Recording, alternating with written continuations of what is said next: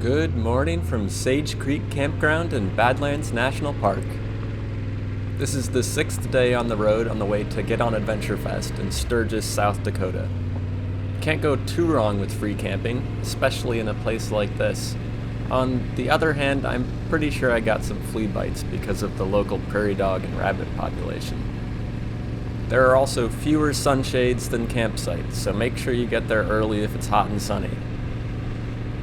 I met two riders, Corey and Canyon, on their way to Get On Adventure Fest from Wisconsin, with a T7 and an Africa Twin in tow. And yesterday, there was a lone bison watching over the campground from that hill up ahead. Well, it's time to hit the road and make tracks toward the Black Hills. It sure would be nice if the ABS stayed where I left it.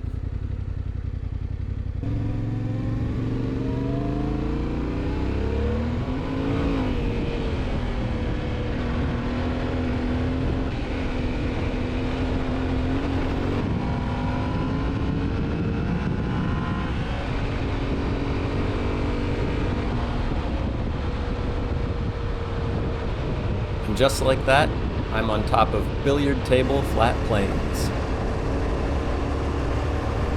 with hay bales as far as the eye can see.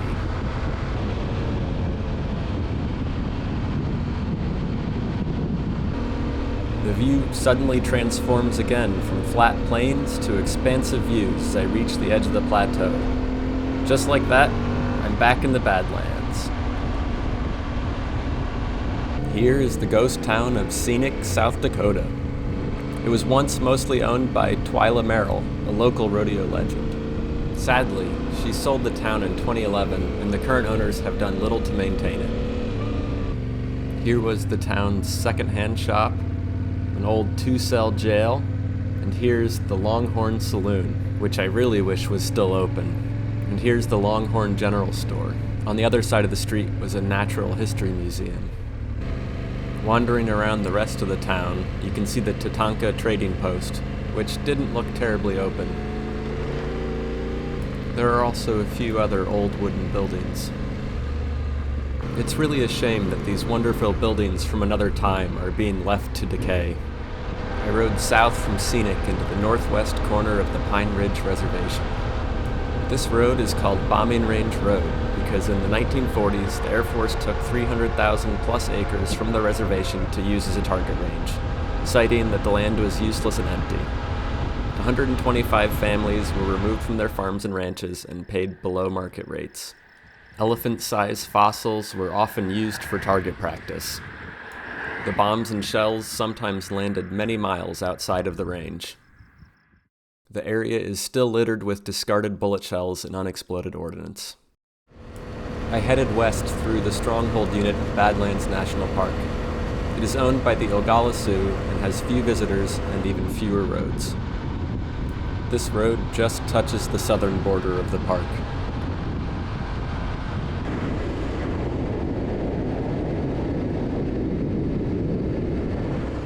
After crossing BIA 41, the road turns to dirt, as well as a bit of mud.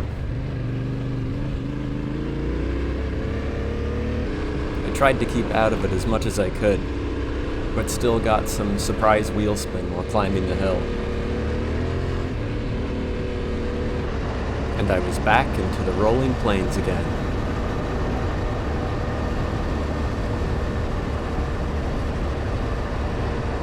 I think this Prius might be in for an interesting time on that slippery hill.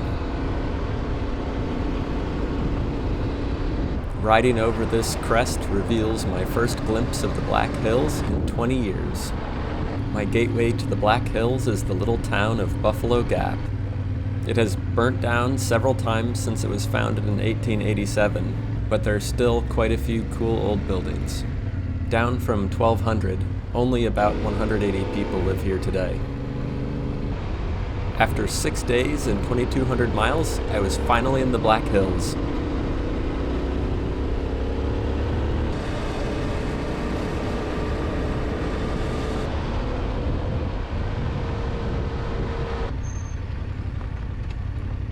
Another national park, another dirt road entrance. It certainly beats the alternative.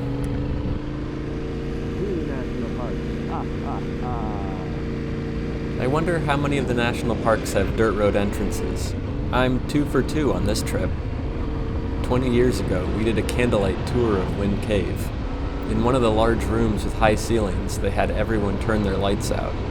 It was very disorienting and more than a little bit spooky. The above-ground portion of Wind Cave National Park turned out to be pretty cool too.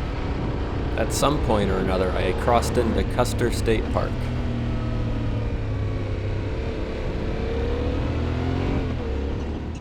Before long, I came across a small herd of bison coming down the hill. As you can hear, the prairie dogs are not pleased about this development. And yes, these are bison. Buffalo? Bison. Buffalo? Bison. Any questions? This big guy is wallowing. Shortly after returning from the trip, I was listening to the Tooth and Claw podcast, and they described this behavior, which immediately brought me back to the Black Hills. Wallowing rubs dirt and dust into their coat, which helps prevent and soothe bug bites.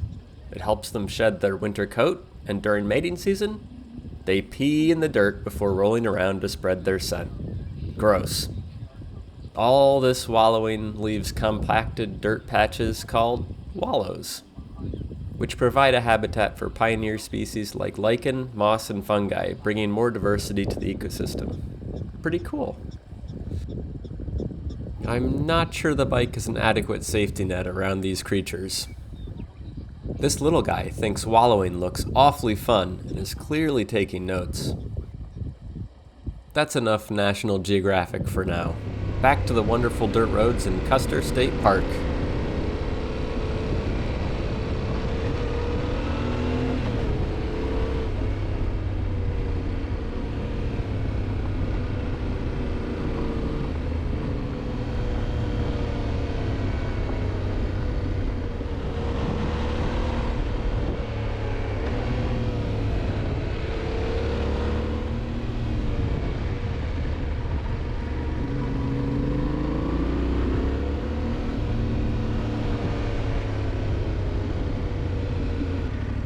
You can just make out a group of horses on a trail ride along the creek.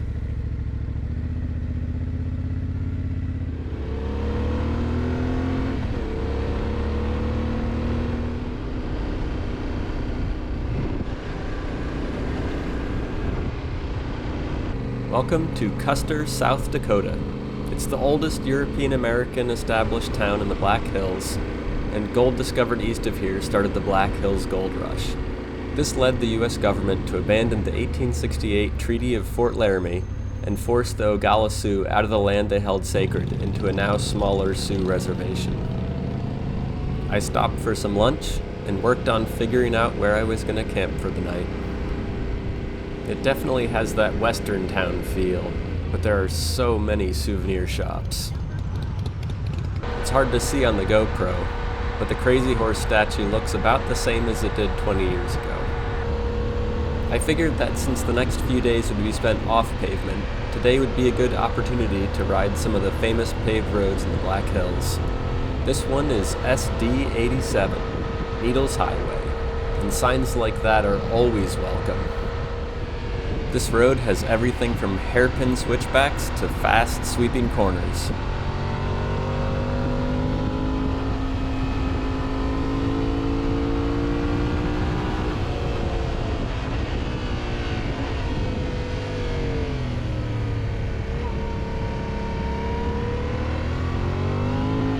And it meanders along the edge of the mountain through trees and cool rock formations.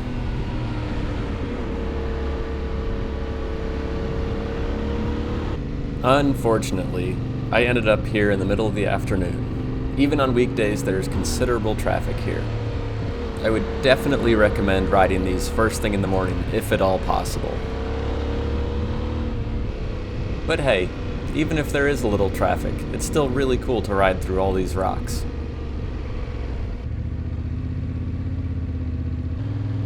Don't do it. Go slower. If a tour bus can be driven through here, these guys have no excuse for inching through. At least it gives me some low-speed balance practice.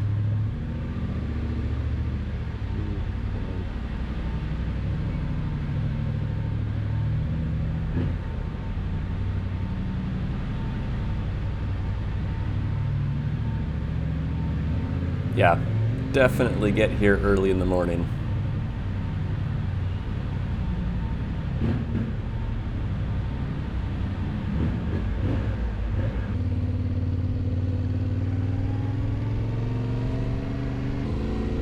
These rocky spires are just so cool.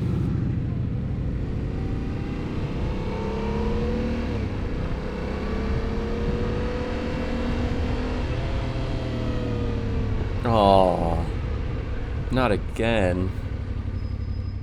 Get it together. Come on.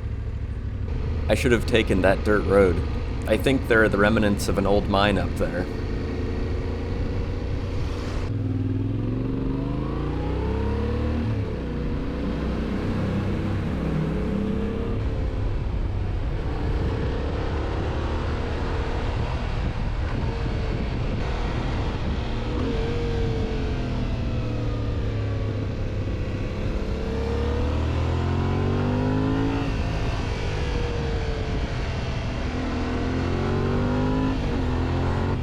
Here is another iconic paved road in the Black Hills, Iron Mountain Road. All of the tunnels are aligned in order to perfectly frame Mount Rushmore.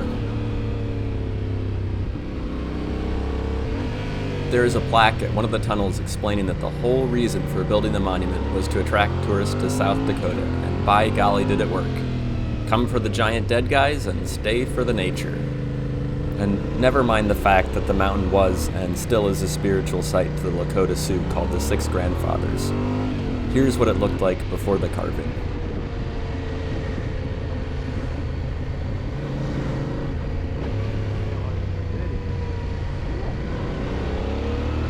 Fortunately, Iron Mountain Road was much less crowded than Needles Highway. I really like how the two lanes split apart through the trees.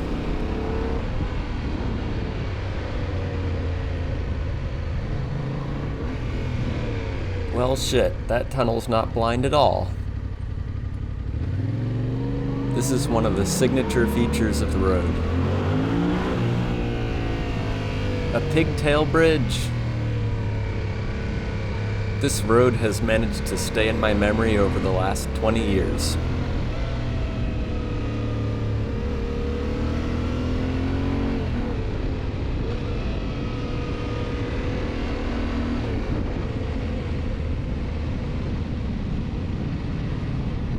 I said I had less traffic on this road, but not no traffic.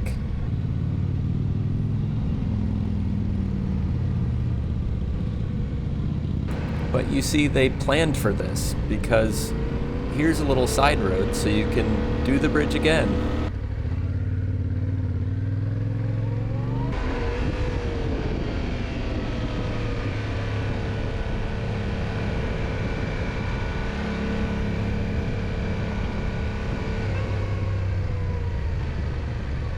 That one gets tight. I wouldn't hesitate to ride either of those roads again.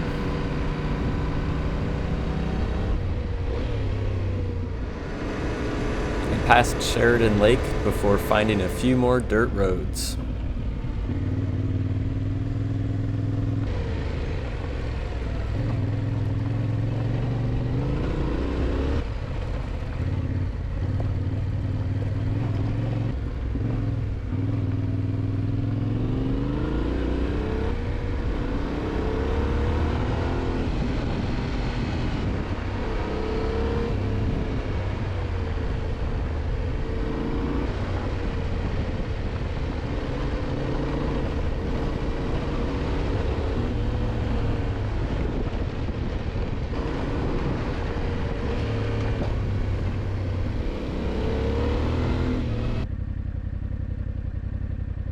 The guy I was hanging out at the campsite in the Badlands recommended this campsite. How do you say it? Roubaix, Roubaix, Roubaix, something French. But it's pretty nice. All the campsites are in these tall trees. If you ignore the generator, there's peace and quiet. Sun's about to go down and I've got a little fire going. I have a beer. It's a good night. It's been a buffalo day. Correction, it's a pretty poor fire. That's a little bit better. Better still. That's more like it. These pine forests are so pretty. Before starting the fire, I went for a swim in the lake to cool off and went for a quick ride to the Sugar Shack down the road for a very tasty burger. I rode 222 miles today, and it's a short ride into Sturgis tomorrow for Get On ADV Fest. If you're still here, thanks for coming along. And stay tuned for the next episode exploring some more exciting roads in the Black Hills. That